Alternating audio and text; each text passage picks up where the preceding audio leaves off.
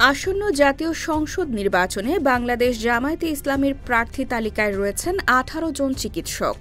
এর মধ্যে দলের আমির ডা শফিকুর রহমান প্রতিদ্বন্দ্বিতা করবেন ঢাকা ১৫ আসনে এবং নায়েবে আমির ডা সৈয়দ আবদুল্লাহ মোহাম্মদ তাহের কুমিল্লা ১১-১৪গ্রাম আসনে।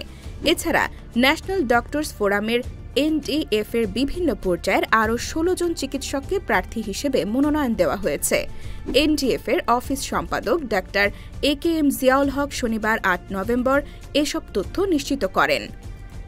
তালিকায় রয়েছেন অধ্যাপক ডা মাহমুদ হোসেন বকাউল, শরীয়তপুর ২, অধ্যাপক ডা কর্নেল অবসরপ্রাপ্ত জেহাদ খান, কিশোরগঞ্জ ৩, অধ্যাপক ডা মোহাম্মদ জাহাঙ্গীর, রাজশাহী সদর ২, ডা সুলতান আহমেদ, বরগুনা ২, ডা একেএম ফজলুল হক, চট্টগ্রাম ৯, ডা আবু বকর সিদ্দিক, মানিকগঞ্জ ১, ডা ফরিদুল আলম, চট্টগ্রাম ১২, ডা শাহাদাত হোসেন, চট্টগ্রাম ১৪, ডা মোসলেউদ্দিন ফরিদ, যশোর ২, ডা মোহাম্মদ আবু নাসের, চট্টগ্রাম ৮, ডা একেএম আব্দুল হামিদ, টাঙ্গাইল ৬, ডা এসএম খালিদুজ্জামান, ঢাকা ১৭, ডা এটিএম রেজাউল করিম, চট্টগ্রাম ৭, ডা আব্দুল বারী, রাজশাহী ৪, ডা আব্দুর রহিম সরকার, গাইবান্ধা ৫ এবং হোমিওপ্যাথিক চিকিৎসক ফখরুদ্দিন মানিক, ফেনী ৩।